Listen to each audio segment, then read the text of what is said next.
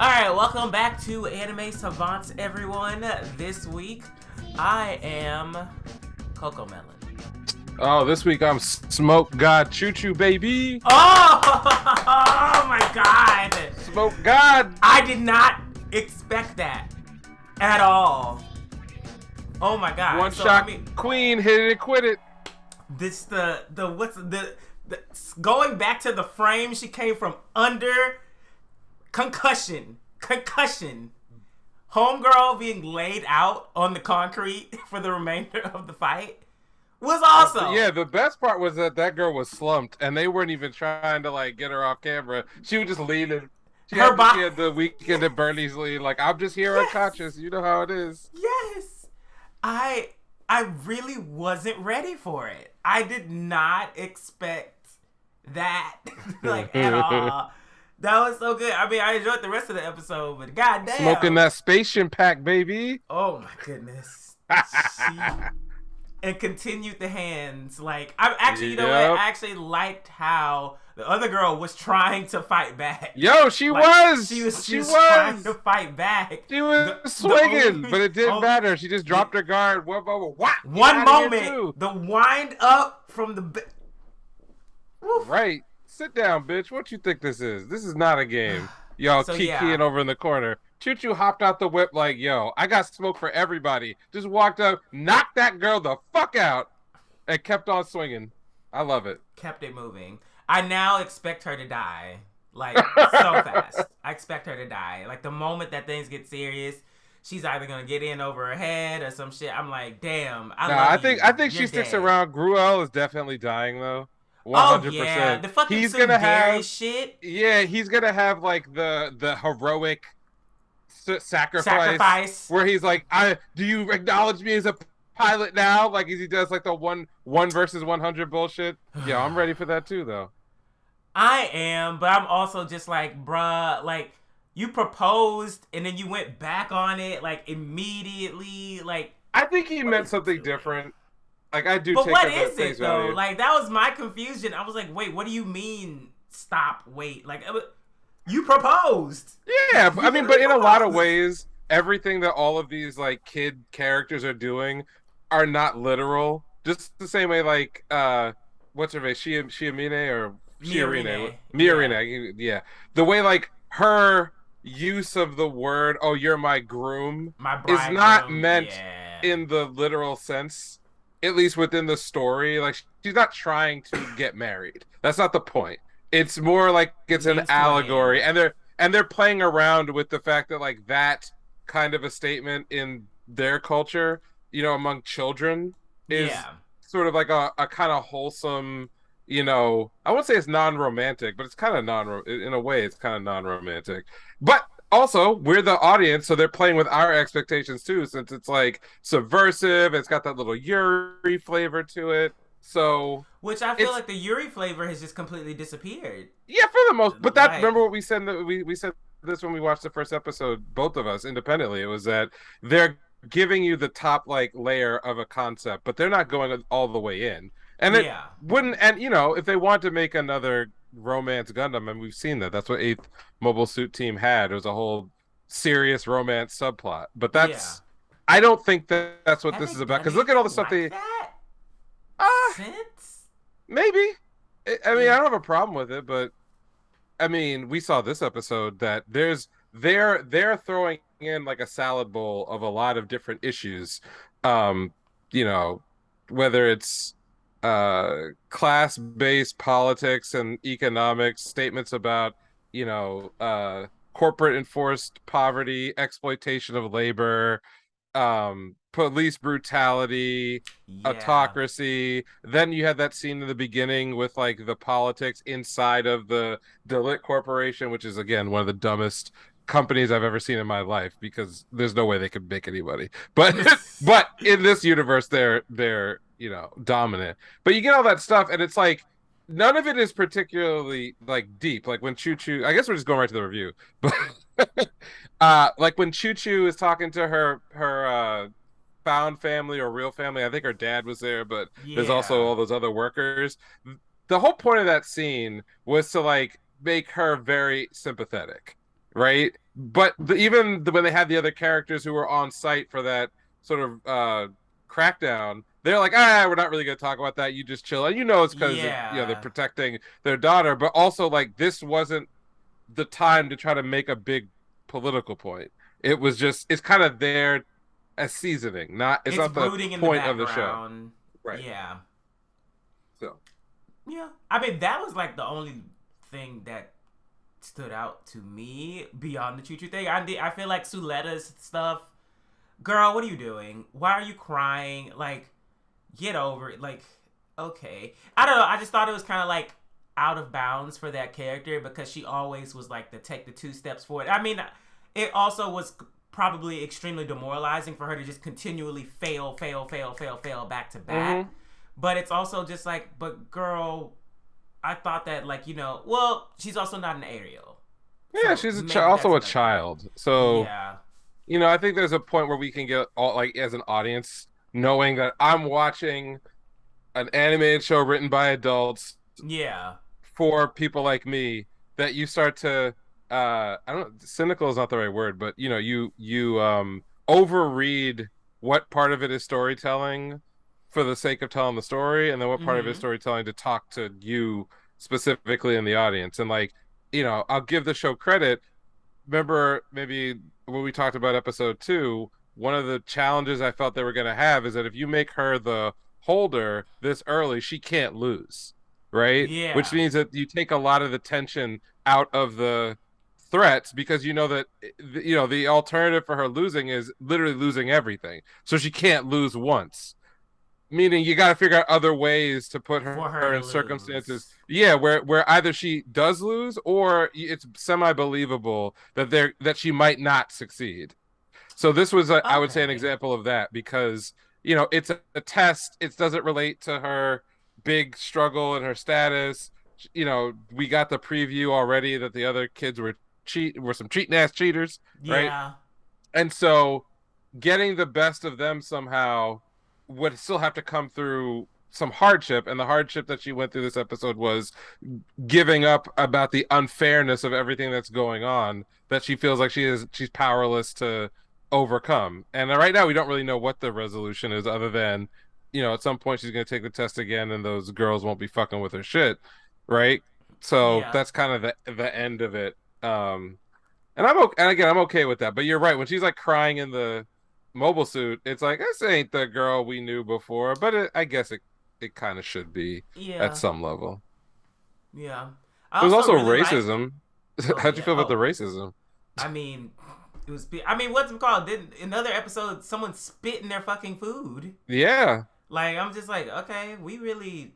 And usually it's the opposite. It's usually the Spatians. Mm-hmm. Well, no, not in all of them, but like usually the Spatians are the ones who are usually fighting back against Earth from like trying to control them from Earth. So this time, I'm just interested to see, where did the power imbalance start? Because they keep talking about that material that they're mining. So Pettit or something like that. yeah, so Pem I'm or whatever. assuming like control of that or the discovery of it, and then therefore the control of it probably has something to do with the Spatians having so much power and Right. like exerting it over Earthians. Very similar to like the Gundanium mining in Gundam. How Yeah, like everyone could build mobile suits eventually, but it's like that special material, was important to the hero suit anyway. So that kind of yeah. became a thing. I appreciated the fact that though they spent like 3 episodes building up how racist or at least xenophobic the Spatians were, the fact Mm-hmm. that the hatred is mutual, and then Soletta correctly identified that you can't just be racist to people just because you have a beef with them that's legitimate, Well, because then you're not Miorine any. gagged Yeah, ChuChu. She I gagged mean her. Miorine, yeah, Miorine said that. Oh yeah. Oh okay. I was like, I don't remember. No, no, But no, yeah, no, you're right, you're right. Miorine gagged her with that. She was just like, so you don't even know me and you just hate me off jump. Cool. I was like, Right. you're just as ignorant. And there wasn't Okay. really a comeback for that, because that is factually correct. And so I'm Yeah. happy that they didn't, because other lesser written shows or stories would probably just make the bad guys as comically over the top bad as possible. So they're Mm-hmm. all bigots, they're all classist and xenophobic, and there's no redeeming quality or you know depth on the other side. And I think they went out of their way to do that in this episode a little bit. Again, nothing is like giving me 100% of the feeling. It's just giving me Yeah. the 10% that I need to get the idea so that we could like move on to other I'm things just waiting that for are the also moment where we start getting like the signs of what it's gonna actually be. Like, what is the huge conflict that's coming? What hmm is gonna start the war? Or is it just gonna be a rapid descent into chaos over the span of like 2 episodes near the end of the season, where it's gonna be like, this is fucking up, this is fucking up, this is fucking up, and this is fucking up, and now in this end of this core, everyone's off to war, right. and then we I come don't back. know the answer to that, but I would Yeah. assume that again, we did our little mini predictions last week, but again, I think that Suletta's mom is getting killed, or Whoever it's that woman she's is. yeah, or it's the betrayal of that, you know, where Miorine and her split up and she's on the opposite side from her own mother. Um, so how Mm. that goes down probably is related to when Miorine wants to go to Earth. And we kind of got to set up this episode for like um what the cause would be if she were to go. It would be Mm-hmm. about this oppression that's happening on Earth that maybe Miorine sees as a opportunity to undermine her father's sort of view, not just of her life, but of like everyone. It becomes a symbol for her to like Yeah. lead that or to get involved in that.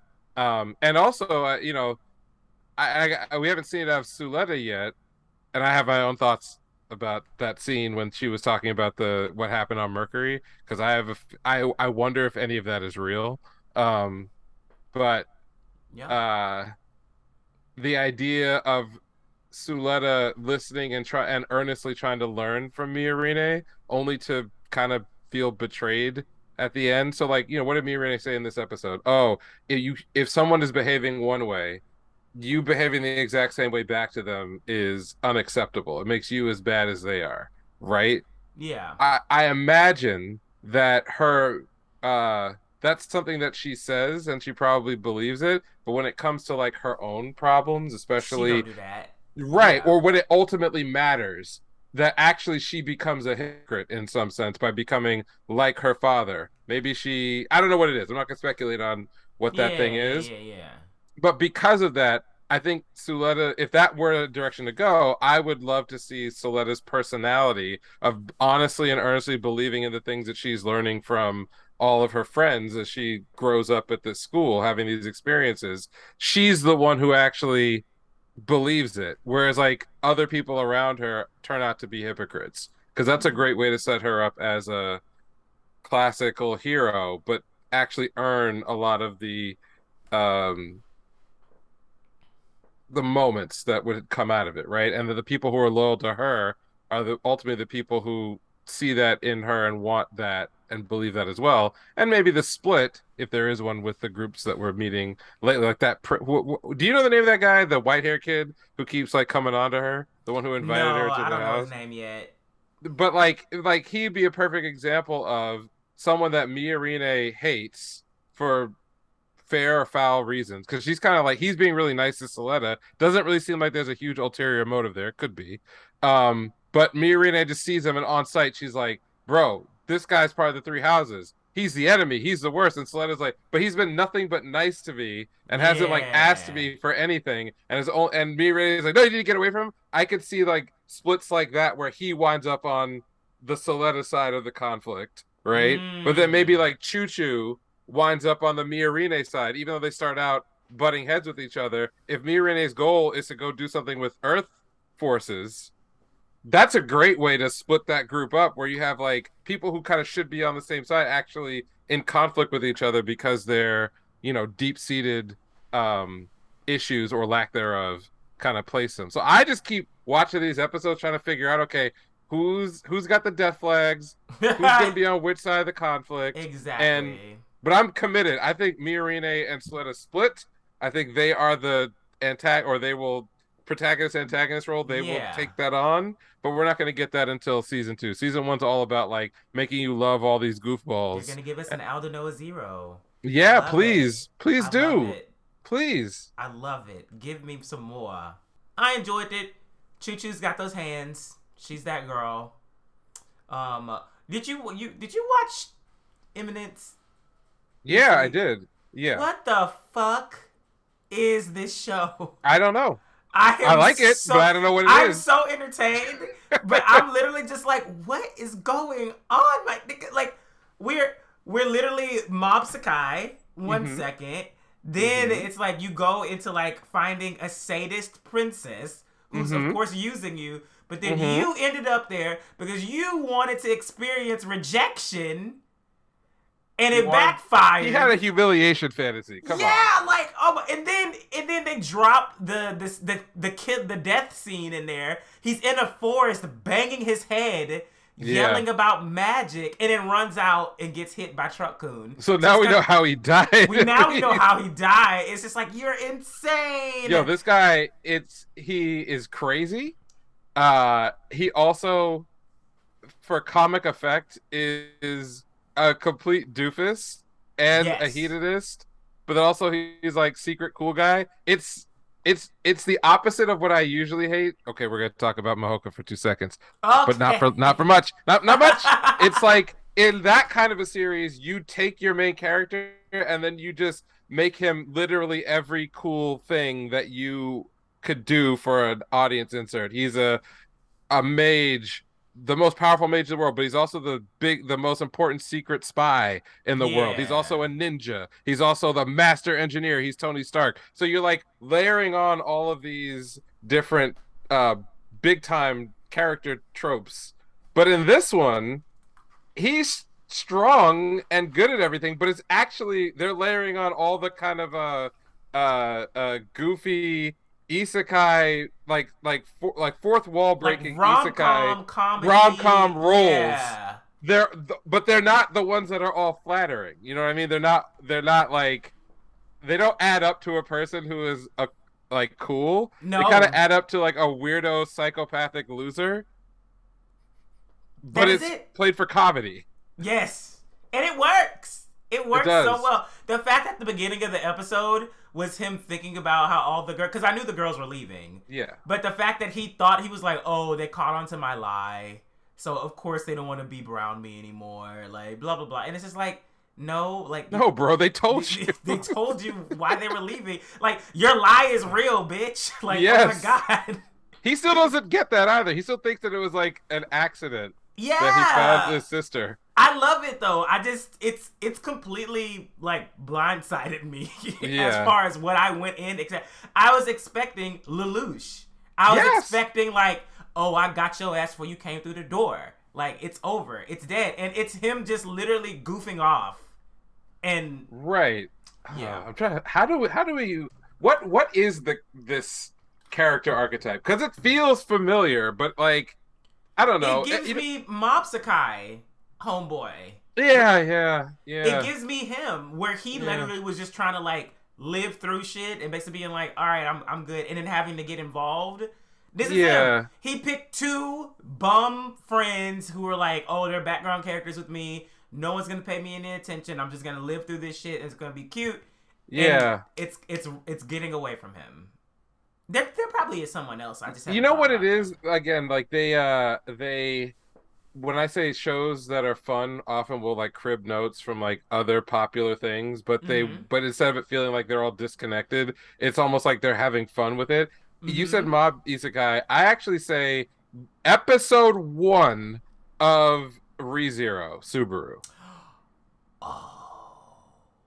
Like there's an aspect of that particular archetype. I'm talking about before he's gone through all the crazy shit. Before he's had, but also not to the nth degree of shitbaggery that Subaru has. Yeah. Like, this guy is kind of like, in a way, bumbling through and making up shit as he goes along. But unlike in a ReZero context, where the point of that is for it to catch up to him, and for there to be change in the character based on the lessons learned.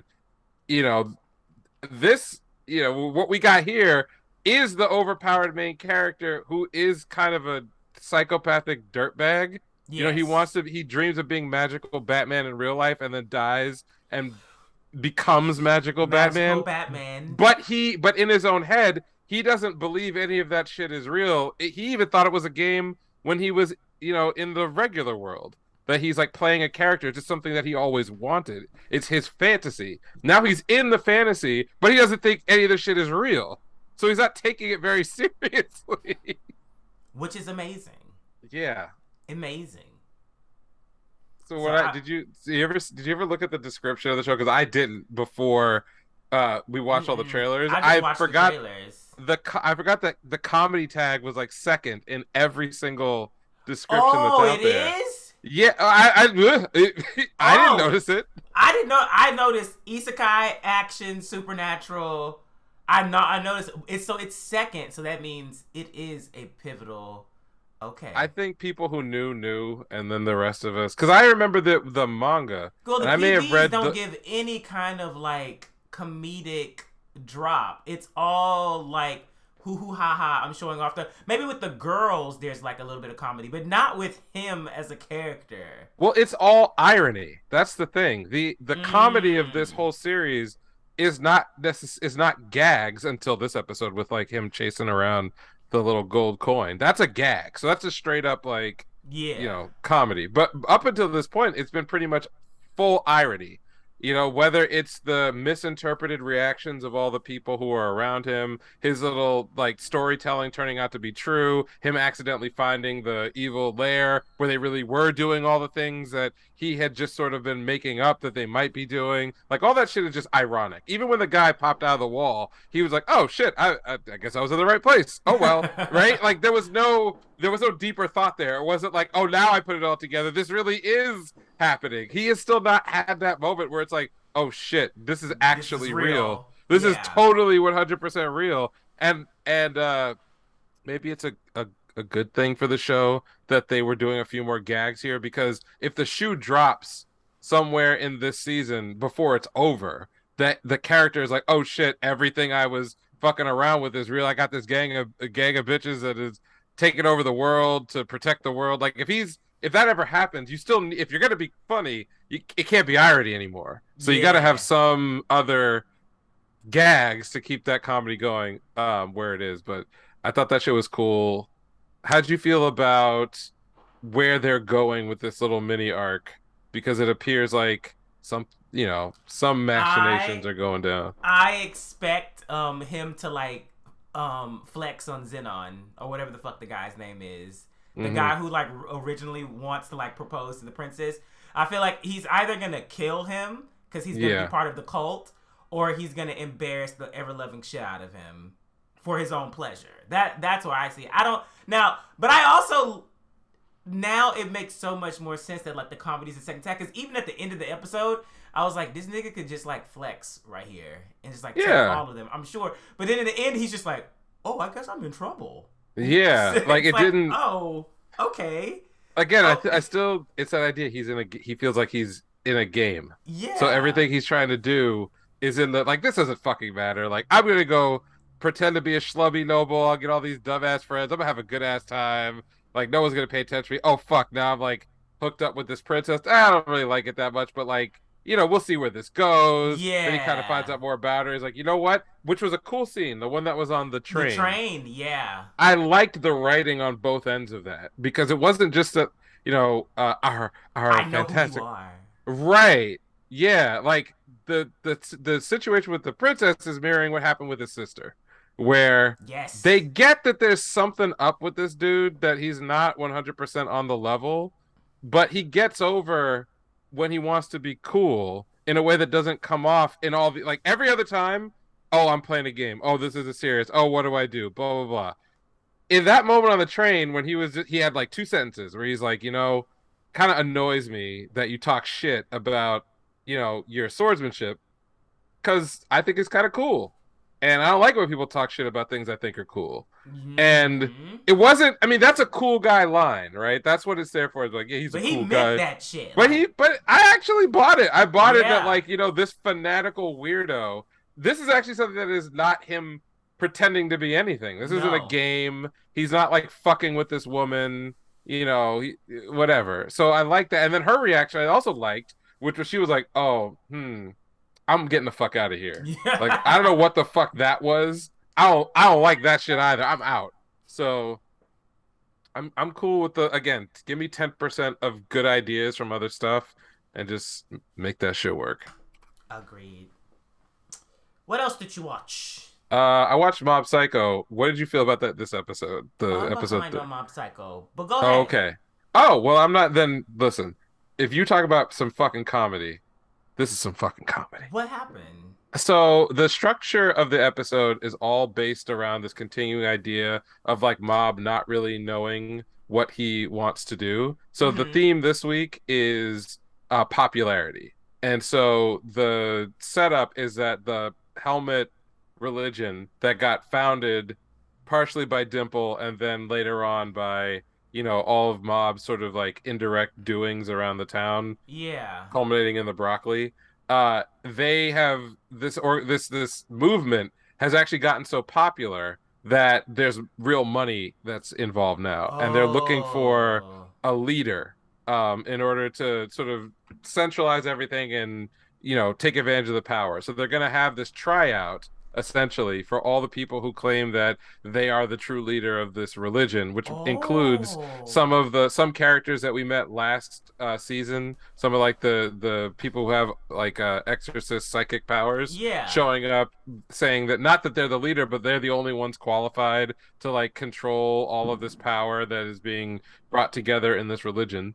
Simultaneously, Dimple, who heard the same sort of like, what are you going to do with your life kind of deal in the last couple episodes, has decided Mm-hmm. that he wants to get more powerful again by absorbing all of the energy that's being channeled into the broccoli. But he understands that like he's no good at being an actual leader. And so he wants Mob to go and proclaim himself as, The leader being in of the charge of this broccoli. organization. Yeah. Meanwhile, as it Mexico, the reporter girl is Uh-huh. also trying to get him to go because she knows that he's a real psychic. She knows that all this really is his doing, and I don't think that Mm-hmm. she's like attracted to him, but she is like really loving that this could be a good time. Like she's finally involved in something that's cool and Yeah. crazy and big. So she wants him to just go and tell the truth because she thinks that like this would be amazing to be a part of. Mm-hmm. Meanwhile, and while all this is happening, Mob has noticed that a bunch of girls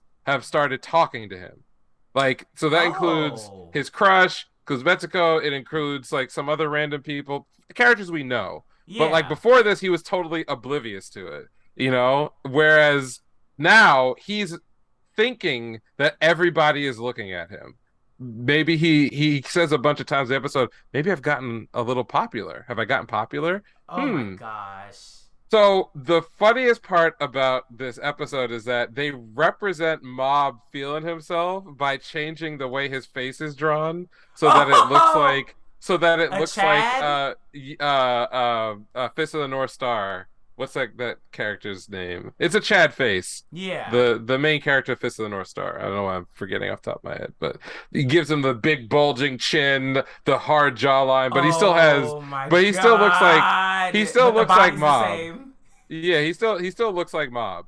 But like every time he starts feeling himself, that face comes over him and he changes his voice. He makes it like deeper. I think that's only happening inside of his own head, but that's how it's represented Oh in the my show. god. And so The fucking chin. so Okay. so he thinks that like he needs to uh live up to this new popularity that he might have. And so he kind of like runs around town preparing to go to this um competition coming out event or whatever. And of course, like he runs into all sorts of the other non-male characters, but non-female characters who are like, "Oh, you think you're popular? Maybe you should like, change your. If you're about to go and talk in front of a bunch of people, you should like change your wardrobe." So he tries to buy cool clothes, which actually look kind of fucking silly. Um, Uh Regan at first is blowing it off because he thinks that like Mob is going to get taken advantage of by this group, but then he goes online after Mob leaves and sees that the group is like generating via it's like live streaming like hundreds of thousands of dollars, and he's like, wait, there's actual money behind this. So now he's like chasing after Mob to go fucking do it. So basically everyone is pushing him to go do this thing. mm-hmm. So the way the episode ends, I think it's gonna be a two-parter, is that Mob has so much anxiety about showing up and showing out that he's sort of sitting waiting on the phone for one of his friends to call him to basically say, it's time for you to go, it's time for you to go. But instead of going to the event, he kind of just hangs out outside. And while that's going down, the people at the during the live stream, everyone's kind of like debating about who should be in charge. And Yeah. then a strange entity taking the form not necessarily of Mob, but of the helmet religion face and body Yeah. forms out of the roots of the broccoli to basically claim that it's the one that is the true, master of the helmet, Oh. whatever. So it's not clear if that's like Dimple doing Dimple. something or Yeah. if it's some other manifestation or whatever. But we've got like that set up. So Mob has not shown up yet. But I say all that to me, it was a great episode because every time he would think that people are looking at him, you kind of got the feeling that like they're looking at something else or it's all in his head. And even the girls who talk to him, they're all talking to him for like legitimate non-interest reasons. Like his crush sneezed and had like boogers all over her face and like Oh. didn't want to have her friends pick on her for it. And so he happened to show up at a useful time to give her a tissue, but he took that as like she finally said my name, but in reality, it was Uh. just she was just thankful that he had shown up to, save her from some embarrassment. It wasn't like that. Yeah. Or like the Mexico character, like she was there talking to him to for fun. Like literally she just wants to go do something that would be fun. He's like, wait, that's the second girl that's talked to me today. Am I getting popular? The other people show up. They're just people he knows. It's not special, you know but that whole concept of like kind of feeling yourself and the way they represent it visually is so fun, and I can't wait to kind of see where the punchline for this joke hits in the next episode, because I Yeah. presume that it's not going to be good for his self-esteem, because he's getting all worked up as it happens. His little meter is going up every time he thinks people are paying attention to him, and he's wrong, and some people even try to point it out to him, but then he's like, what do you know anyway? Like his brother, and then the blonde psychic also who makes him wear horrible fashion. Uh, so we'll see how this turns out. Okay. Entertaining enough. What else is there? Is there anything else? I mean, Spy Family was chill. It was Hmm. funny. I It mean, was more slice of life, like yeah, episodes, like two. They probably took two chapters and just turned them yeah. into like halves of one episode. It was great. Really liked it. Not much more than that. Not much more depth. As far as like plot wise. No, no, no, Um, no. what Chainsaw Man, did you watch that? I did it because I saw so many people talking about it that I was just like, I'm just gonna wait for this to die out and I'll watch it later this week Gotcha, because I gotcha. didn't want to be influenced and then I didn't get to it. But what did you think about it as I far I as think like? it's really good. My two thoughts are now that we're at episode two, I'm noticing more of the cut content that's not there. Oh, But I also don't think a lot of that cut content really matters. There's a muscle demon that doesn't show up, and it's like a interesting looking thing, but like the story didn't needed. explicitly change without that meeting. Um, I saw some but articles then, saying that the author is like heavily oh involved yeah, yeah, yeah, with yeah. yeah. But the other thing is, maybe this is more meta. People who are manga readers, obviously we're not trying to spoil anything, but they've noticed that there's kind of a tone shift in the anime, which is that the manga's a lot more on the nose with its comedy. Mm-hmm. The absurded, it's more absurdist comedy, but it's comedic nonetheless. Yeah, because I see Um, panels all the time that they pull from the manga. Yeah, yeah. And the anime is much more serious in scenes that were deliberately designed to get a laugh. Like Oh, specifically, there's a scene where I mean so you haven't watched it yet, but Denji is involved in a quick devil hunting excursion, which yeah. goes fine. And then at the end, he sort of questioned, why didn't he slaughter the devil? Why did he kind of like kill it real clean? And he says that I was friends with the devil. Sometimes when I look at them, I think about like, uh, what is going on in their heads. And the guy's like, "Well, you trying Yeah. to be friends with them?" And he's like, "Well, I didn't have any friends, and the only friend I could have was a devil. So, I mean, sure, maybe." Then the guy leaves, and Denji's like, "Whew, okay. Well, the reason why I killed him without getting blood all over the place with these chainsaws, so I could pick up these porno mags." And then he starts talking about how all he Oh really my wants to do is like god. he wants to like hold some boobs. He just wants to touch boobs, and he's thinking about Makima and But it whatever. didn't And feel like that in the anime. well, so that's the interesting thing. It's more or less the same scene, but in the manga, you don't have the benefit of like a backing track, the Oh. directing and editing in order to like catch certain angles. It's supposed to be funny. It's like you get this nice, which and it's not like dishonest. You get this nice like heartfelt remembrance of everything that Denji's gone through to get to where he's at that moment, Mm-hmm. right? And then that's the deadpan. Guy leaves, and then you cut that with the comedy, which is like, whew, there's a bunch of nudie magazines in the room where he killed the guy, and he's like, man, I didn't want to get any blood on these. He's like picking them up. He's like, oh man, this is a good one. And he's like, oh, I want to hold some boobs. Like that's supposed to deflate that tension from Yeah. the scene before. In the anime, the whole thing when you come into even when you start talking about touching boobs and everything else, kind of it has like sort of melancholy music. It's shot in a very stark way where like Denji kneeling. I think there's a panel. I could probably find a side by side, but where Denji's kneeling on the ground, he's got the porno mags in one hand, and he's kind of like lamenting to himself, like I just, I want to be close to a woman. I want to touch some boobs, and it comes Yeah. off less as like a joke and more like Denji is very pathetic. Like his life sucks, and like even this kind of horny statement that he's making is in a void. It's not in a comedic tone. It's like, damn, he has very little going on in his life. Yeah. And so the tone is very very different. I think that's on purpose. I think that's just the, you know, taking something that's looked at from one angle and then like skewing the angle a little bit to the side and reviewing it and getting something different out of it. I don't think that's hurting or misdirecting the original content. It's just another way to present it that's more that has different flavors to it. I guess that's the right way to put it. Okay. But there's still comedy. It's not like it's not a fun show. But Yeah. what else did you watch?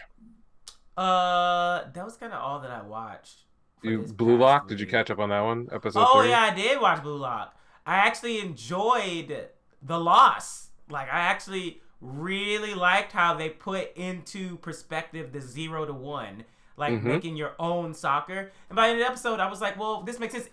Wasn't. I did not think that it truly was going to go in another direction. I really thought this was going to be like a hyper ego focused show where like Isagi just starts stunting, or like Isagi or Bakita like stunts on niggas, or like he becomes so good at certain aspects or some shit where like the team has no choice but to follow him. But it's the opposite. The other team is what I thought that he was gonna be. He's still useless for the Mm-hmm. most part. Which I mean, a lot of the fucking monk guy. Oh my god, this nigga, like, You're the is second worst. I don't want to hear anything from you. Like, yeah, like oh my god, this nigga's bad. But I enjoyed how when they went to the locker room and then like pretty hair, red hair was like, yeah, I'm pretty sure there's more to this shit than like what he told us. And then of course Q he comes on and does a whole monologue and all that kind of shit like that. It's like okay, yeah, I love how it's over the top, and at mm-hmm. the same time I'm just wondering, okay, well. Isagi's the main character, so there's definitely going to be something centered or focused around him. So, what happened, and why did he pass it? Like the monster in him clearly was like taking control, so the Mm-hmm. monster had something to do with him passing it. They got the goal, but then also the setup for everything, and like the top scorers go on and things like that. So I'm thinking, is this really trying to build like a striker, or is this building a team? So, but Yeah. it could be, yeah, it could be something else completely. But I liked how everything has the different your status in the blue lock, the food that you get, all kind of shit like that. And the fact that I was waiting for Bakita's response after he passed the goal. I was thinking, oh shit, Bakita's going to like abandon him. He's gonna basically be like, you're a piece of shit. Like we're here to be to let the monsters go. And Bakita was like, no, I actually enjoyed that. Like you did the right thing. And so now I'm interested to see how they are all going to rally around each other and possibly Isagi. But I also really liked how the other guy from the team, he basically was just like, you have no talent. Like you are shit. You are trash, my nigga. Like you are trash. Like why are you even on the field?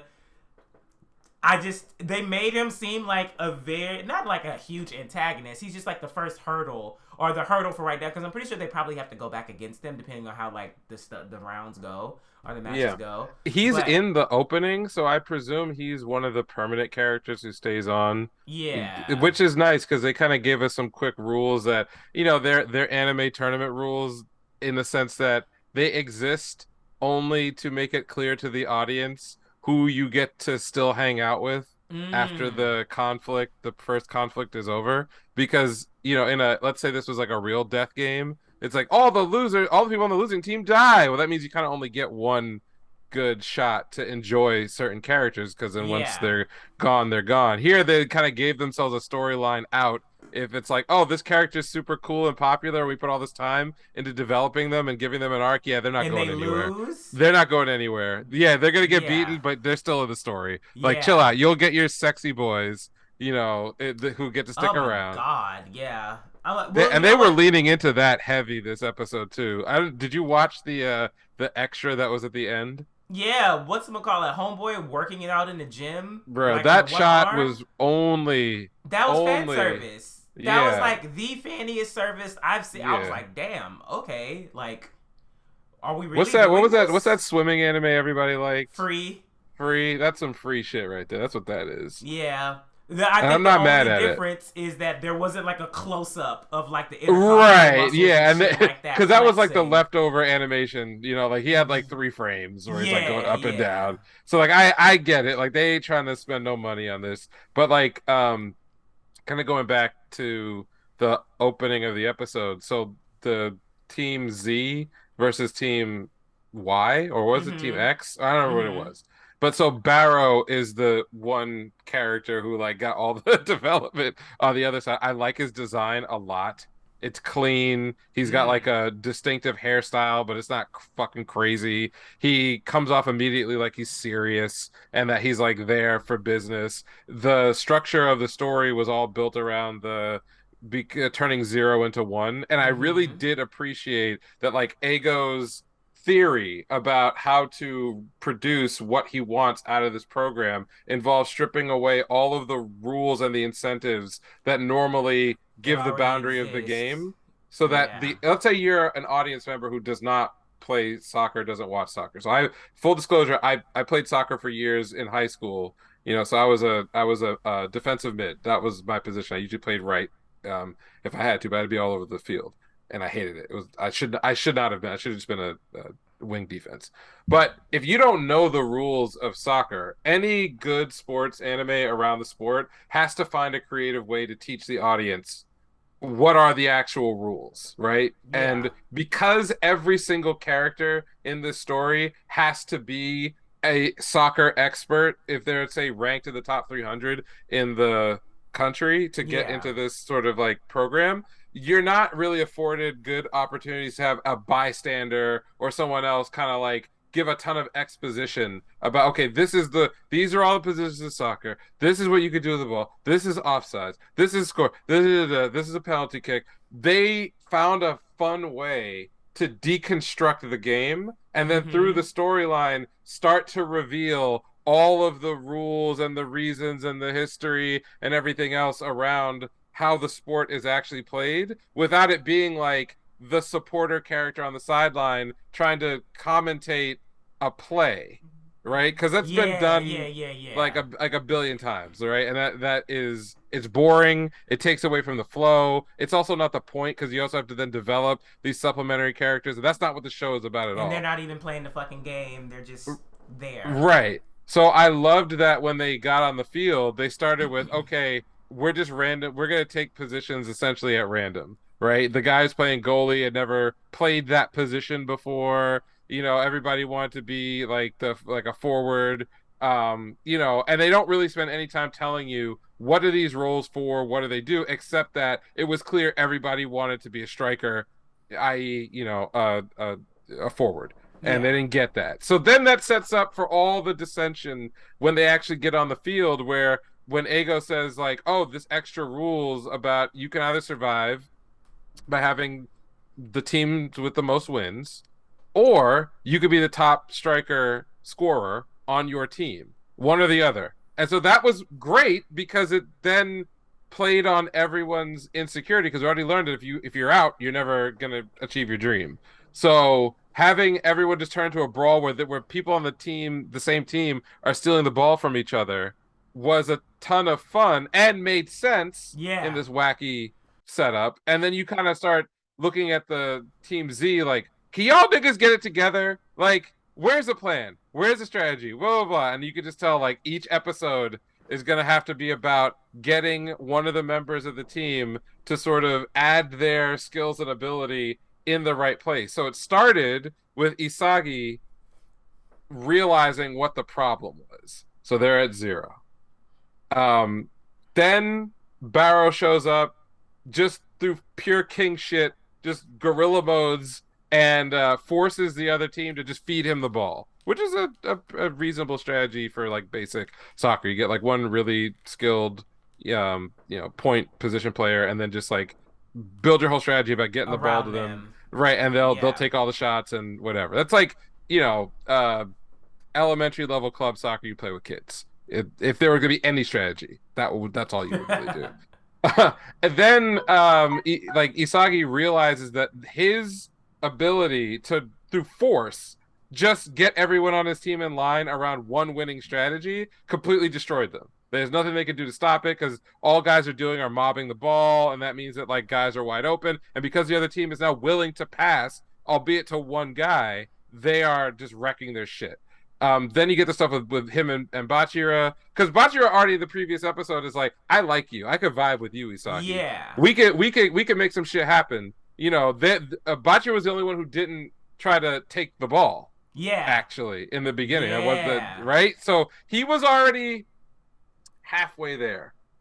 He makes a plan with Isagi. Okay, now we've gone from everyone playing for themselves to at least 2 people on the team are going to cooperate, right? Yeah, And they yeah, talk yeah. about like making this opportunity and everything else. That perfectly sets up Isagi's confrontation with Barrow, where we expect as the audience like that wolf to come out, right? And then he shows that this dude like he's got it too. But no, there's still something inside of him ideologically. And if you remember from last episode, he yelled at Ego about, or not yelled at him, but like he made it clear that he didn't fully believe in his weird ideas about how to make the best striker by being completely selfish. Yeah. So it's good that he hesitated and ultimately passed because 2 things happened. One, he got the trust of at least one other of his teammates who is already like, skilled enough to be a scorer. Yeah. So now you've gone from 2 people possibly cooperating to 3.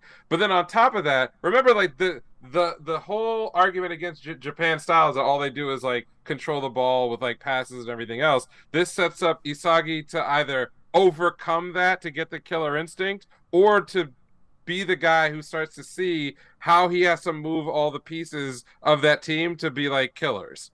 So I'm cool with like the fact that he didn't like go man mode with Barrow when that nigga told him that he wasn't shit. Like, you know what? In that moment, there might be something to that. So there's some ways for that character to grow going forward. So I really enjoyed it. And then as a person who knows soccer but like isn't doesn't want to see another show where they have to teach everybody the rules in like 2 episodes, I like the way that it was cleverly put together to start that process without 10 hours of like blabbering. Yeah. So was there anything else? No. I still have a lot of other stuff. I mean, To Your Eternity. I haven't watched that episode yet, but I'll get around to that because I'm pretty sure it's going to be unbelievably sad and fucked. So yeah, Isn't I'll that do another that. show that's also ending soon? Or manga wise, it's ending? The Tokyo To Your Revengers, Eternity? To Your Eternity Part 2 Okay, all right, all is, right, is, all right. is ending, and then Part 3 is starting in January. Which, Okay. that's not bad. I'm surprised that Part 2 is already that far along when they started this. Like, we got the second season and shit already. Like, wow. So, that's that. Wait, is there something else that's ending? I remember the Tokyo Revengers announcement. I guess we can just go into news. But like the Tokyo Revengers announcement was like out of nowhere. But I'm also not a manga reader for that, so I was like, oh, okay. Like, damn, are they? Is it a good spot to end it? We've been in this final arc for a while. Okay. So Okay. yeah, the answer to the question is yes, but the secondary question is like, is this where the author wanted to do it, or necessarily the way that they want to do it? I don't know about that. I think that there are a lot of people who are Tokyo Revengers manga readers who are Mm-hmm. kind of on the vibe of like, okay, the show kind of the story kind of needs to wrap itself up. Yeah. I don't think people are like hitting the wrap it up button like the Chappelle sketch, but like they're kind of like, okay, you can't stretch it out after this. Everything else has Oh. been done. Okay. So like Okay. right now is a good time to be like just wrap it up, Lay it B. to And rest. we won't be mad if you do it now. If you try some other shit, there'd be some problems, but if you do it right now, we're all good. Like a little Okay. so they're waving the guns a little bit like um so that I think it came as a surprise a month ago, or maybe a little more than a month ago, when the claim was that there were like a dozen chapters left. Because in your head, that seems like a lot, but then when you really parse it out, it's actually Mm-hmm. not that many. Yeah. So the fact that it's reconfirmed that they've got 5 left to go, uh, I believe is a good thing. I feel like most stories are probably just, shit or get off the pot, if you know what I mean. So I enjoy Tokyo Revengers. I think it's a trip. And whenever it gets animated, people are gonna be like mad excited and Yeah. happy about it. I guess the other thing is I was, not aware of as much is that Chainsaw Man 2 had been being worked on. And it's there are chapters coming out Mm-hmm. now. And when the anime debuted, there was a feeling that again, hype cycle, right? This is supposed to be the show of shows, et cetera, et cetera.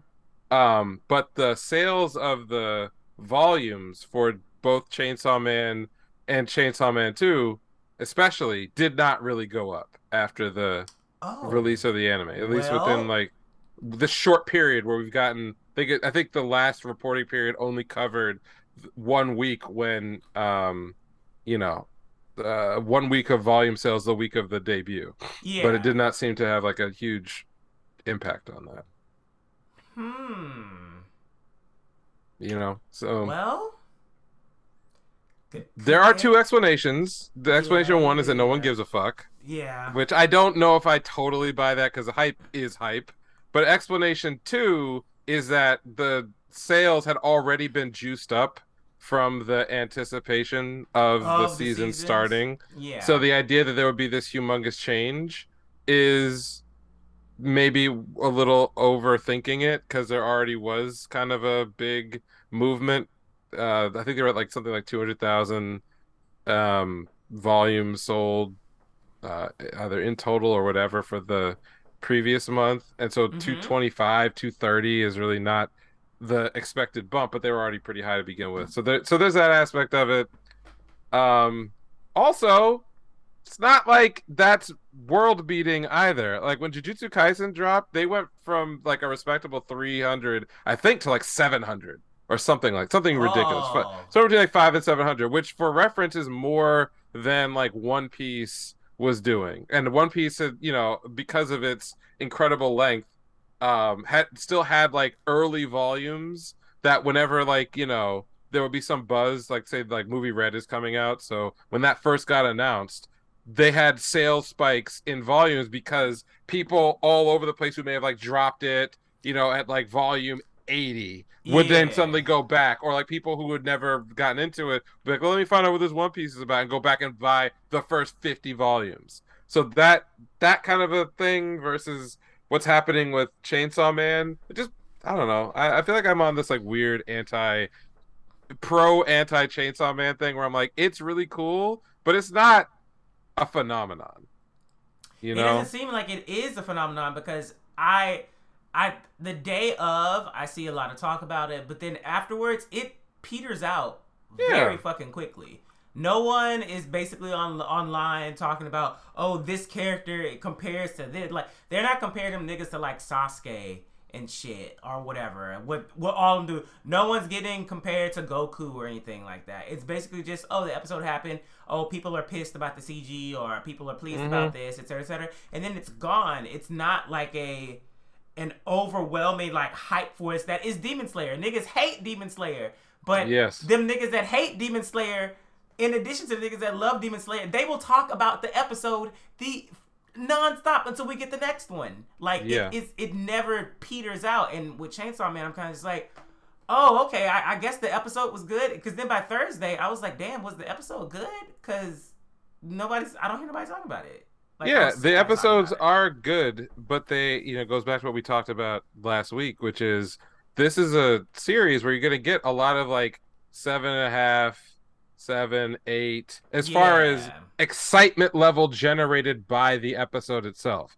The Mm-hmm. actual production of that episode is going to be like a 12 out of 10 because they spent a shit ton of money on it. So Yeah. it's going to look and sound and feel like Like a it should very, be. yeah, like Yeah. movie quality or slightly sub movie quality, right? That's what it's Mm-hmm. gonna feel like. But until like, I feel that the narrative even about I mean, you tell me how you feel about this, but the narrative about Demon Slayer in retrospect is like, oh, it's this like amazing, super hot, super hype anime that everybody loves. Everyone's trying to get in on it. Everybody's just waiting for more of it, whatever.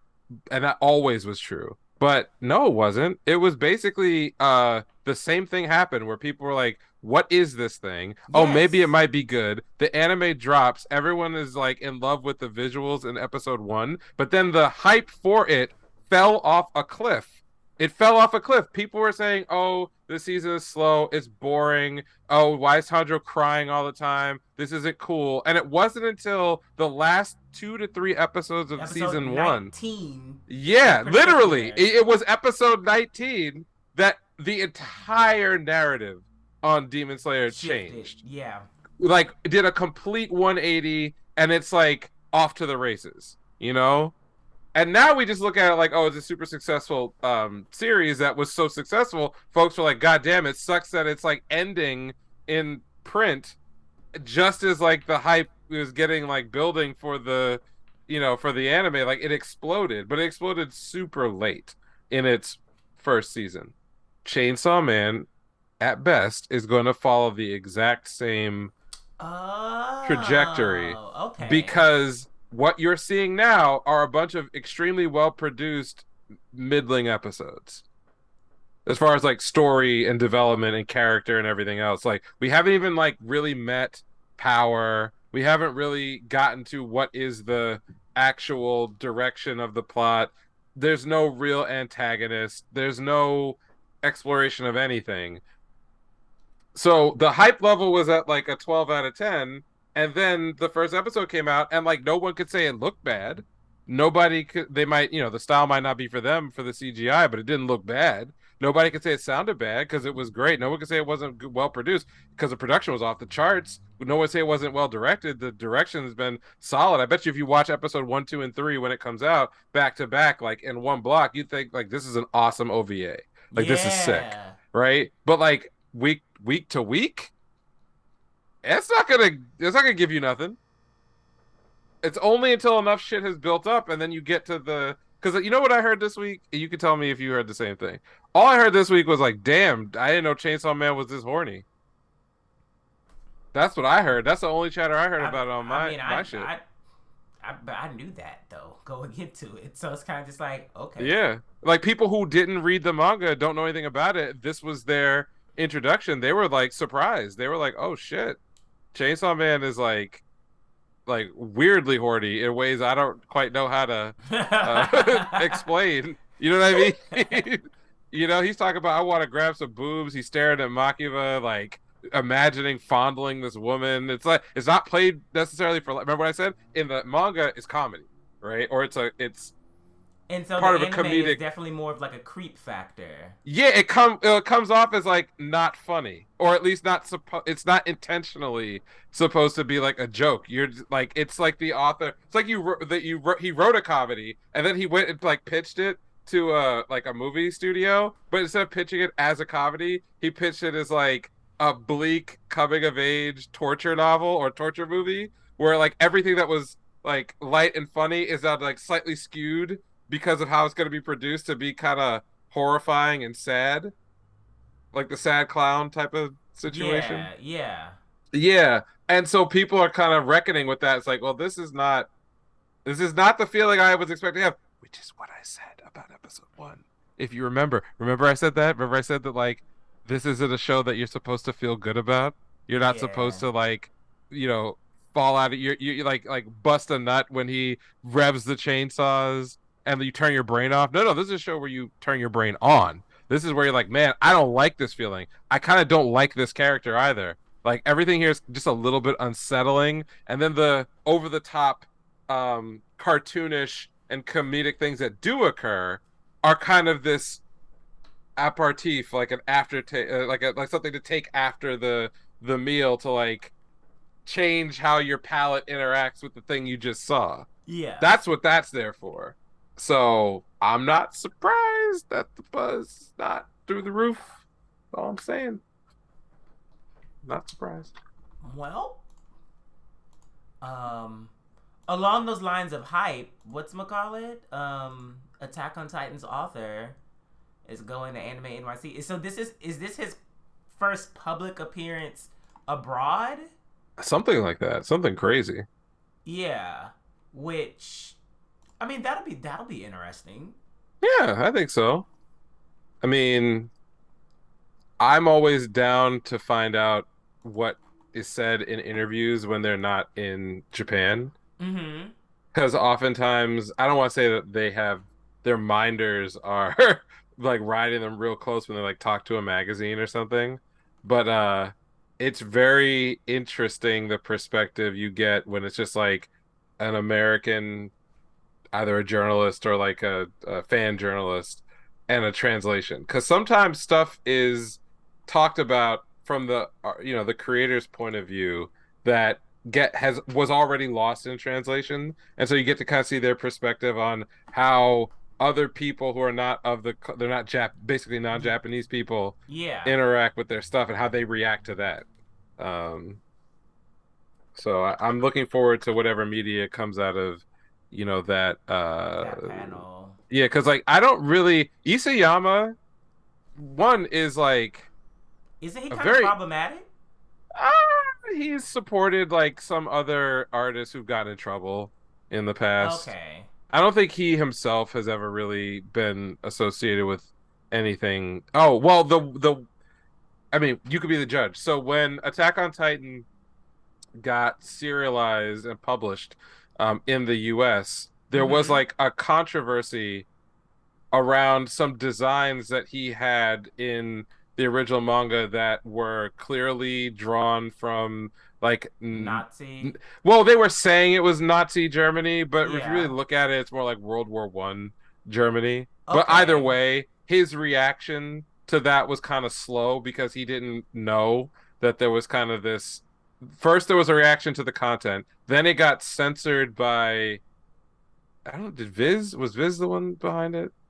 I don't remember. I don't know who Yeah, I don't know who localizes did that. Kodansha in the US, but like nonetheless, there was a then it was like censored, and then there was a reaction to the fact that it was censored in the manga, and Mm-hmm. then people forgot about it, so it was like, oh, whatever. But I mean, the last thing that people talked about was just like some awards that he had won, and that he wasn't like he gave a weird answer to some interview questions about the awards and the value of it and so on. So folks were mad, but he's like, he like, Meh. Okay. is he? Meh. No, I would not put this person in a category of like problematic people. To the extent we're all problematic, I'm probably more problematic than Isayama is, to be perfectly honest. I definitely Um, am in multiple areas, but yeah, yeah. I'm not mad at it, but I'm excited to just see if he says anything illuminating, or apologizes for that shitty asset anyway. Um, Oh my god! And now you make me. This is what's gonna happen because if are the American? Well, no, there's probably gonna be a they wouldn't do translator. that. I They think would, people yeah, have they more would. They would not respect. open it up to like random questions. You know, they won't do it, but I really appreciate it when, specifically like manga writers are more candid about what they feel about the process of writing, because I may say things about my taste of like, oh, I don't like where this story went. I don't like how this was written. I this, that, the other thing. Critique. But Yeah, obviously the biggest critics are going to be the people who write it themselves. So like when and we hearing where joke. they're coming from. Right. And so when we joke about like, I don't know, pick a great out there. Toriyama, Toriyama, who's very, very candid about a lot of things from anime, manga, and his specifically his own work. When they get a chance to just talk, you kind of understand. Like maybe you didn't like the way something went, or you felt like this was weak or that was weak, but it's good to find out sometimes they agree with you. Sometimes they're like, yeah, that didn't turn out the way that I wanted to. I always had a problem with this. I wish this could have been changed, or this was the original plan, and this is why it couldn't work out that way. Like I love those types of insights, not because it's like, aha, I was right. Your shit does suck, because it doesn't. It's that you understand a little bit more about just how Oh my hectic gosh. it is to like keep these stories going. So the Um, ending is coming for the anime, so I'm pretty sure there are going to be a lot of opinions come March. there should be opinions, but again, that's I just don't like. I think time travel, no matter how you handle it, it's a great concept. Falls apart. It's just hard to do. It's not anyone's fault. It's not like, oh, I think it's unoriginal, or oh, I think like, this person's a bad writer because some aspect of what they're trying to do didn't work for me. I'm Yeah. just saying that I know that it is hard. It is so difficult. Like, have you ever seen like when they show like video game development, and you'll see like the team that's in charge of writing all the plot points, Uh and huh. sometimes you'll see a picture of them, like they've laid it out on like the wall of the office, how like all the branching conversations and storylines lead into one another and then branch out again, and it just looks, you're looking at this thing like that's the story, that's the plot of the game or the Mm-hmm. book or the or whatever it is they're making. Fuck, is that complicated to like keep in your head at any given time. And that's a normal like Yeah. script plot. Development process. Yeah. Right. Now imagine somewhere in that big tree tangled web, you have a loop that's caused by a time travel incident in your own story. Like that is hard to work with, cuz you're like, okay, well, did this get invalidated by that, and then this thing, and okay, this is a conflict. Okay, this is a paradox, but then So we the tree resolve the basically paradox. just becomes like limitless, basically. Right. So then you either have to like use cut the Gordian knot and just say, well, through the power of the story and the magic that we're doing, we're just gonna erase all this other shit, right? And just get to the end state that we want to get to, which is usually what happens. And the problem is that if you're an audience member, it's real easy for a person reading or watching or following along to go like, well, wait, did all that stuff I invested in before, did any of that Mean shit fucking nothing. matter? Yeah. Right? And if it did still matter, does that violate the new rules that I've been taught about the structure of this world, story, universe, everything else? And that's just hard. I'm not picking on anybody. I'm just saying that's really, really, really, really hard to manage. So it takes somebody and a team usually with exquisite kind of patience and attention to detail and freedom to kind of do what they need to do to make it work, to hold that shit together. Um, do you ever play that game? Was it Aegis 12? Was it 12,000? So 12 Sentinels or whatever it is that Oh, Aegis Rim. Yeah, Yeah. yeah. Yeah, no. I'm waiting for a sale. Okay, I highly suggest everybody go out and pick that up when it's on sale. Fantastic game. A perfect example of both how difficult it is to work with time travel as a concept, like a Hmm. fundamental concept of a story, but how Mm-hmm. satisfying it is when you pull it off more or less successfully. And you built that in from the beginning. Like this is the not only is this the gimmick that we're working with, because Chrono Trigger is another classic game everybody from my generation is at least familiar with, that where Yeah. the time travel is the core mechanic of the story, of the gameplay, of a lot of things. And because it's there from the beginning and handled with a lot of close attention to detail, it works out pretty well. I just didn't feel like Attack on Titan was that thing, and I Because wonder it if got EC added so late and yeah, I wonder if Isayama was always thinking that that was sort of the explanation for a lot of the shit that he wanted to do, yeah. or was it tacked on after the fact, once he ran out of ideas or once he kind of shifted the direction. Because remember, it was supposed to end like, At the when they got to the like, sea. yeah, when they got to see, yeah, that was it. That was Yeah. supposed to be the end. So I wonder. I mean, that was kind of it for me. I didn't Hmm. really see anything that like made me be like, "Oh my god!" I mean, Alice in Borderland is coming back in a little bit, the live action.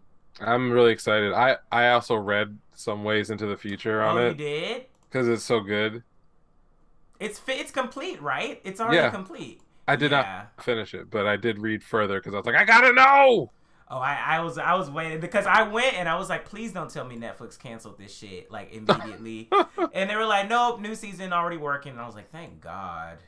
Mm. Holy shit. Um, Oh, did you watch Bleach? no, I didn't watch Bleach today. Okay, I I can just go ahead. Go ahead. Go ahead. No, go ahead, go ahead. No, no, no, no, no. What it was just it was too much. No, it I just expected, you know, I just expected it to be a little bit more like exposition this episode because like I guess is this gonna be the first fight with an actual Quincy that he has? Hmm. Yeah, I was A just lot of shit goes down, but yeah, it's mostly fight. It's mostly battle. oh it It's is like oh it's well like it's okay like 50% straight up action, another 50% straight up exposition, well you know what and I gotta yeah, go give ahead. it to them. It's the well, I mean, of course they've learned their lesson because I was saying this when I was like reviewing like the second episode where I feel like they're doing a much better job of interspersing the action Hmm. and the like the exposition because I remember several episodes during the fucking like initial invasion arc or whatever or like the Rukia saving arc where them niggas were just talking like the niggas Hmm. were just talking Yes. and I'm just Talk. like How oh do we my get how do we god get to the Soul Society? like What is this? oh, we gotta do this thing to get over the thing inside the thing, and we're gonna talk about how Hmm. to do We it, gotta and then we're find a gonna move. cannon, and then we have to meet this nigga who like can't fight, and then his big titty sister, and then we get to the wall. Like most people remember Bleach as starting the moment when they get to the wall the first time and they run into was it Byakuya? And he Yeah, just owns everybody. Like most people in their memory think Bleach starts there. Nigga, there's a whole like two two arcs. arcs. Or like Yeah, or like basically then like Renji coming for Rukia, like them yeah, like there's fucking all this shit. around, Yes. and it's not that I'm sorry, super. Gin was the one who owned them. My bad. Not Oh, Byakuya. again, Gin was the one okay, who at the yeah, because he was like, "Let me show you my sword has a trick," and then he just owned. But that's my point. It's like most people don't remember that there were like 10 episodes before that happened. and I just really appreciate what it's doing now. But Hmm. today I was just like, oh, I'm gonna get to it. I'm gonna get to it. I'm gonna get to it. I didn't get to it. So, Mm. well, how was it? Like, what happened? What went down? It's. I mean, I think since you read it, you're like kind of familiar with like there's four major moments that they go through in Mm-hmm. this episode, and the pacing is very fast, like super fucking quick. So you get the showdown between Ichigo and Opie. Opie goes through not one, but I believe two transformations in the course of the one episode. He gets like the what do they call the stern dict form, which is Yeah. like their equivalent of like the Bankai, and then he gets like a second additional form after that by absorbing all the Reiatsu from the from everything. Yeah, so he kind of gets that hulked up version of his angel wings. So like all that happens in the course of just the one episode. Also you have like the Trace Bestes do the thing where they sacrifice an arm and then create like a super monster that like does thrash the fuck out of OPA for a bit. And it looks great animated because he's just getting ragdolled and like pummeled into the ground, like his neck is snapped, his legs are going in 8 different directions, like, and then he just sucks up all the Reiatsu and goes OP. So like you get what is it, 2.5 transformations or something like that, 1.5. Then you, 2.5. Then you also get Ichigo going Bankai off screen, which is hilarious. That they just like he gets like knocked somewhere, and then when he comes back, he's already in Bankai. So they were like, we gotta get through this content. We ain't gonna be no special power up moment. The fight is not done, but it'll be finished by the next episode. Then you also had the exposition component was mostly Uryu finding the lost history of the Quincy's getting exterminated in his dad's fucking filing cabinet, which I always felt like in the manga was dumb as fuck, and in the anime it's also dumb as fuck, but like at the pace the show is moving, they're just like, okay, fuck it, get to the next thing. Like he's got to figure this out. Okay, we're done with this. Okay, he gets the other book. Okay, he's hard. Okay, we're done. Right? Like they just get through that shit really fast, and I was like, you know what?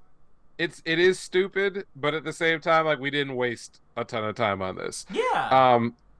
The best part of this episode is actually not fighting, and it's not necessarily exposition either. It's like a 4 or 5 panel bit that they took that the way it was produced. It's the scene where what's the Yamato talks to science division Maruichi, what's that name?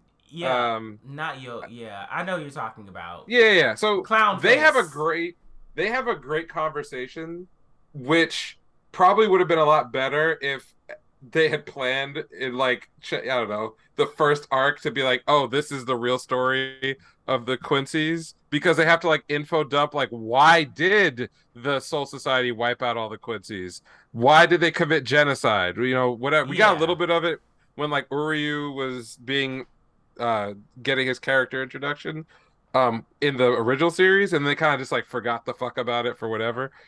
But anyway, the for those who don't remember what the story was, Soul Reapers, when they kill hollows in the real world or in like the physical world, they return the souls of those hollows back into a grand cycle. Yeah, and the Quincy's don't when they kill them. Right, the Quincy's just annihilate it. So they introduce this concept of, well, there's a balance of the number of souls that exist both in the real world and then also out in the spirit world. There's some problems with that because they kind of imply that there's like a fixed number of souls, which doesn't make any sense if populations can grow where the extra souls come from. But it seems like it's kind of implied that maybe there's some production that happens. It's how people are made. But if there's a big deficit on either end, if the Soul Society loses a bunch of souls or the human world loses a bunch and there's just a mismatch, there's a possibility that both the spirit world and the real world can essentially annihilate each other because they're out of balance.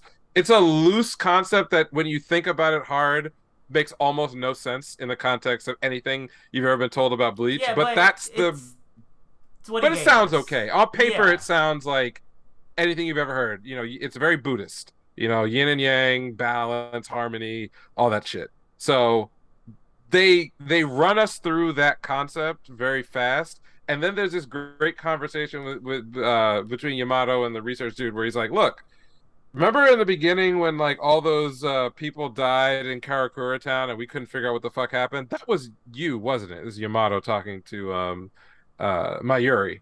And Mayuri's like, yeah, bro, I killed 28,000 residents of the spirit world and I had to fucking do it because if I hadn't done it, all the hollows that got annihilated on Earth would put everything out of whack, and then we'd really be fucked. And frankly, I'd do it again because the choice between annihilating a bunch of peasants or resident spirits versus the destruction of all reality, that's a responsibility I can't carry. So I did what I had to do, right? And then he turns it back around to Yamato. He was like, bro, I wouldn't even have to do this shit if, number one, you hadn't let Uryu run around and just do his own thing. And also, you had a chance to kill your watch like 1,000 years ago, and your bitch ass didn't do shit. So you were the one who put us in this situation. I'm just cleaning up the garbage. And Yamato had to eat that L. And I'm like, bro, you're right. If that's what happened. So, well, I love that scene in the manga, but it's like not long. It was much better put together, animated. The music was right. They had this great shot of, I think it's from a panel, of Yamato staring out of the busted wall of his room where his second in command got murdered, and then Mayuri is like hanging back underneath the eave of one of the broken floors, but in the shadows. And there's a pan out shot where you see kind of both of them in profile, but from like long distance. Yeah. And it looks great. Soul Society looks like grayed out and sad and blah blah blah. So it's awesome. And then the episode ends with the invasion of the Stern writers, because they were just like, yo, they got Ichigo tied up in Hueco Bet we're going in full force. We killing everybody. They just start murking niggas up to right. Kira gets his body blown in half. Another nigga gets his head popped off. Baz B shows up, who is my low-key favorite Stern Ritter, because he's kind of also not a Stern Ritter, if you know what happens in the story. And he's just going like one-shot niggas. He just his little finger gun, and heads start coming off. And so they're into the shit. So they're moving at like a very, very rapid pace. Okay. Well then, let me get caught. Well, not even caught up. It's just one episode. It's just an episode. Yeah, it don't matter. I'm glad that they're staying true to the damn gore though. Like, fuck. Bro, I was like, doesn't Kira die when they show? And sure enough, sure enough. Well, actually, I don't think he dies, but it looks like he dies. Like he gets his body blown apart. It's not even like oh, I got cut. Oh, I got stabbed. It's like he's missing an arm, most of his upper torso. Like his head is like barely connected to something. So it's a bad time to be a fucking Shinigami. I'll tell you that right now. It's gonna be real tough. Well then, what else is there? Oh, recommendations. So, I mean, my recommendation for the week is Banana Scandal. What is this? Be careful. Do not Google it in front of other people. So I'm particularly recommending Banana Scandal Season 2. So it's a BL manhwa. Okay. And it's Season 2. Now, as with a lot of BL, there's stuff happening. A lot of it. But I highly recommend the second season because it actually like takes it beyond. Like by the time you get to like the middle of the second season, you're thinking, oh, this is gonna go the typical BL route. Like the asshole's gonna come to terms, basically like, I am a horrible person. I have been treating this person horribly, and like I actually do have feelings for this guy. Blah blah blah. It does not resolve. Like, it does not resolve up until maybe like the second to last chapter. Like the whole second half of the season there's no fucking. There's literally like, we're all doing our emotional work and everyone is not gonna get what they want. So like, highly now I will say the first season, because it's two different couples. It's two different couples, but the first season, and the couples know each other. They're all in college or whatever. First season, yeah, they just fucking. Second season, they're also fucking. But there's also like deep-seated stuff because they knew each other before college. Also, it's a college story. It's not high schoolers. So that's also like a nice thing. Like these are like 23, 24-year-olds, which is that's the kind of genre of BL that I like. That and like Office Workers, where it's like these are actual adults. they're like dealing with adult shit that just happens. It's not just high schoolers who all they can do is just like text niggas all day and go home and not pay rent because they just like they don't have a care in the fucking world. It's like, no, these niggas have cares, and like that stuff they have a job. They have a job. Like stuff gets in the way of like being with people and things like that. So I like those a lot more. But yeah, Banana Scandal season 2 in particular. If you're straight, I don't think this is your tea. It's not for the straights. Is that what you're saying? I'm not saying it's not. I'm just saying that I went to like a Twitter space recently where a guy was talking about like how he was trying to get into BL, or he was trying to at least like understand like, you know, the grasp that it has on the girls and the gays. And his first complaint was, oh, there's too much sex. And immediately everyone in the space was just like, fuck you, nigga. Oh my God. Like, blah, blah, blah, blah, blah. Like, and it didn't get into a philosophical thing where it's just like, oh, every space doesn't have to be a straight space. And also, like, you went into it. Like, it wasn't anything like that. The thing was, he's like, I've been trying to read multiples, but, like, the excessive, like, sex or just, like, the sex in general is, like, throwing me off. So, of course, one of the beautiful ladies was just like, I mean, well, have you read, like, shoujo shit, and they be fucking in that. So I was like, does that throw you off? Is it the sex, or is it just because it's the two guys? And so he's like, I think it's the two guys. And it's like, well, that sounds like something that you need to process. Because if you actually want to, like, you know, at least explore it, like, that stuff's going to come up. But then there are also, like, different subsets of BL. So someone finally said it, and they were like, you should just read Shonen Ai. Which Shonen Ai is just, like, the max is a kiss. Like, that's it. So maybe that should be his lane, but also some of the best BL out there are not Shonen Ai. Like, for them to have the plots and for it to be believable with, like, the high emotions, sex has to be involved with it. It has to be involved with it. So, you know, just maybe it's a question, maybe it's more or an anecdote. I don't know which fits.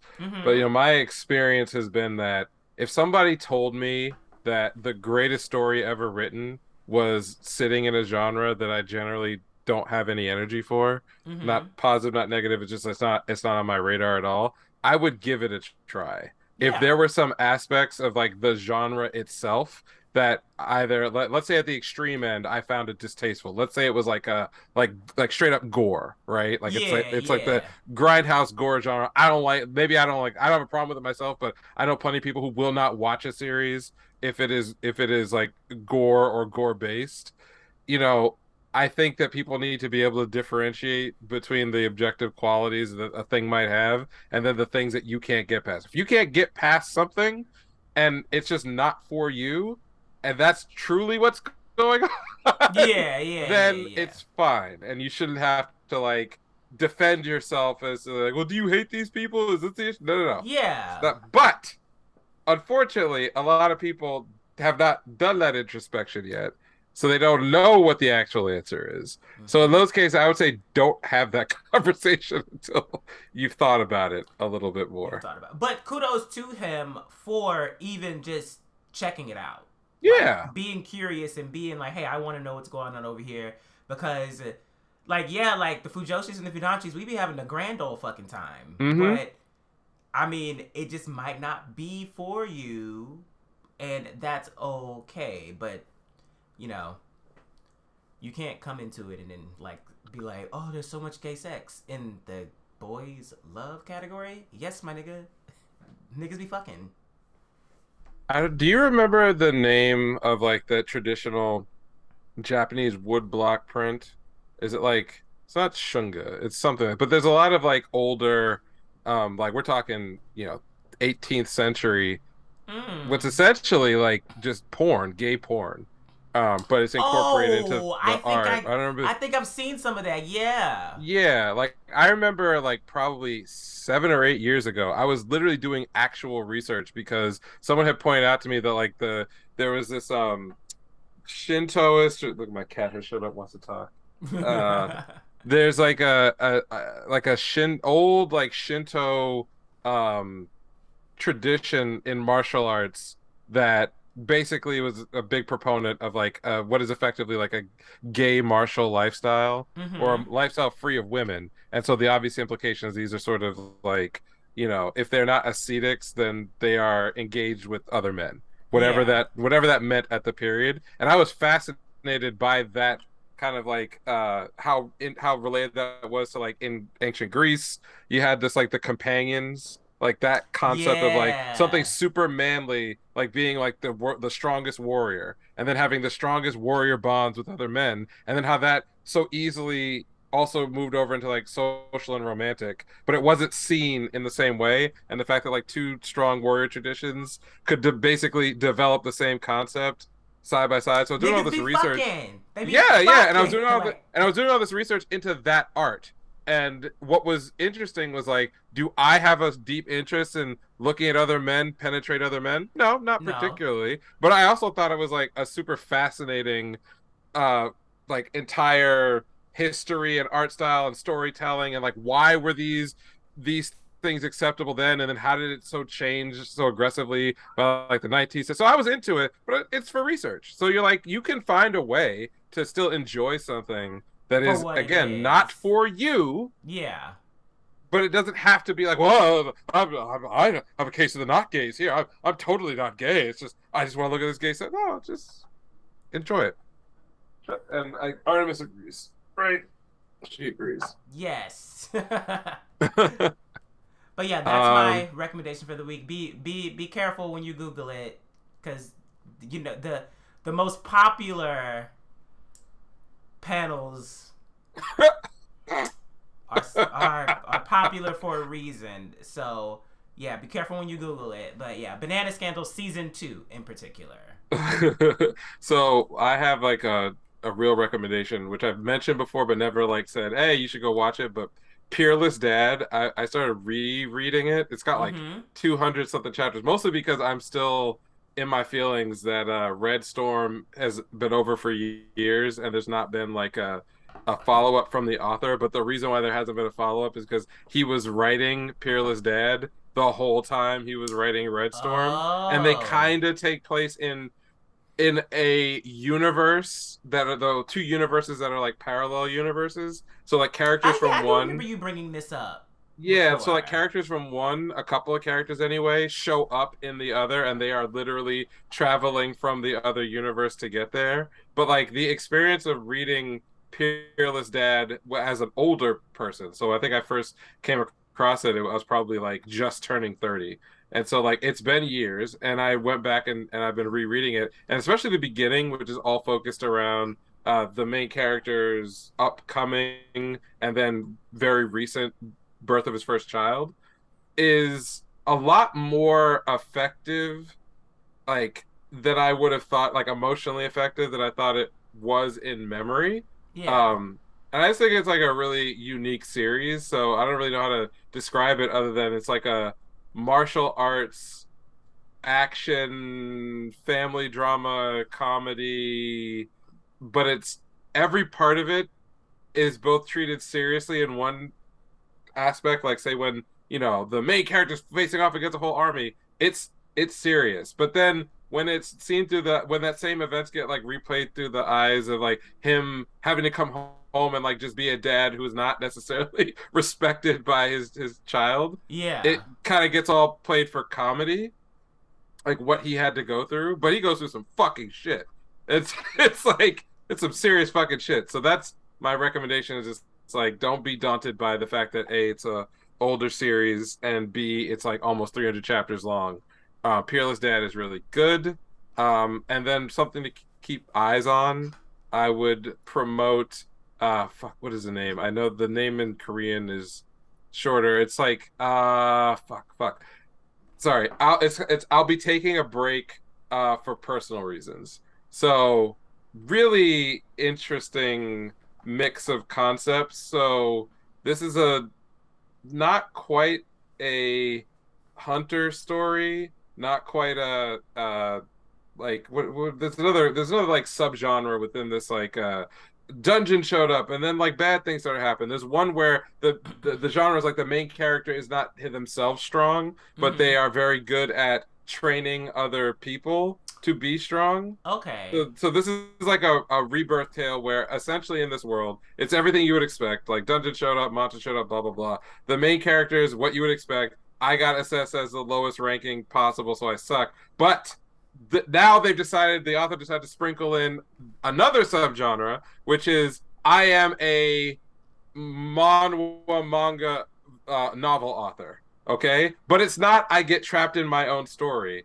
This version is my only ability is related to writing stories. And so when I get my rebirth, it's not as a character in my story, it's as someone who basically can play a smartphone game. And the what I view as like playing the game to level myself up is actually a real world where people actually exist, and I'm kind of writing a story in their world where I'm a Oh. god. And so the interplay there is fun and funny. Because he thinks he's like playing a little smartphone game where he's like smashing ants on his screen, but then in Yeah. their world, it's like the finger of God is bringing down lasers of light that are annihilating entire armies. And then like, what he thinks is a cute little supporting character that's like, if you help me, I'll give you some gold or something. In their world is like they're about to be executed by the Imperial Army, and they're praying to God to save them. And then this nigga's coming in.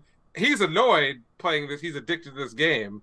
But for them, it's like the greatest day of their lives. He's blessing their asses and doing all this other shit. So there's that piece. And then the flip side is that in his world, he is somehow able to help people who themselves are stuck in some period of non-growth, and he can unlock that in people. So everyone just assumes that he has some special ability, like he's a hidden, Yeah, superpowered guy, master. but Yeah. actually he's kind of not. That's like his only thing that he can do. Yeah, so like so while he sort of gets treated like a god in the world of his little smartphone game, in the real world people are starting to worship what they think he is based on accomplishments that are basically by accident, right? Huh. But so they're just sampling from the tropes that are popular, and so this one is funny. I'm not saying it's like gonna break the world, but I did get like a really good gut laugh where there was a series of panels where you see like this imperial ant swordsman that has like abilities that can like kill real people in the real world, and you see his perspective of the fight that he's having with the main character, and it's like the most over dramatic shit you will ever see. Like, dramatic lighting, dramatic poses. He's jumping, and then you see it from like the perspective of Him the playing the main character. game. It's this little like red like bug, tiny. It's like a bug, like jumping at him, and it's like if this nigga don't like, get the fuck out of here. It is funny. It's funny. So that's it's I'll be taking a break for personal reasons is the name of that series. That But sounds kind of refreshing. it is. It is. It's not trying to do like crazy stuff, but I like the concepts that they're playing around with, and most of the comedy is like where it needs to be. It's not trying to change the world.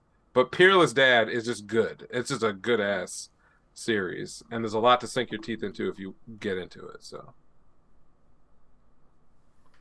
Well, that's it for this week then. At least it wasn't over 2.5 hours this time, you guys. No, we good. We good. But there'll be more to talk about next week because whatchamacallit, I think we'll be getting we're not quite at 6 episodes yet for a lot of them, but a lot of the first arcs are rounding out. So we'll see where everything sits. Did you watch? Actually, I'll ask you about that next week. Let me not ask at the end. Okay. About Shinobi no Ittoki. Okay, we'll talk about that later. Yeah, we'll talk about it later. But yeah, if you haven't already, make sure you like and subscribe. YouTube, TikTok, Instagram, animesavants, anime_savants on Twitter. And if you have a moment, you can go. We posted like a YouTube short. It actually did well. So like, if you want to get a glimpse of what the episode is like before the whole thing, check out the YouTube shorts. Yeah, that's what's up. I mean, you can catch me on Twitter anytime at Neural Handshake. Thank you for the people who engage on, especially on YouTube. It's a good platform for us. So just remember to hit that like if you see one of our episodes go up or you're following us there. Otherwise, leave a rating on any of the podcast platforms that you might be listening. Other than that, peace out. Bye.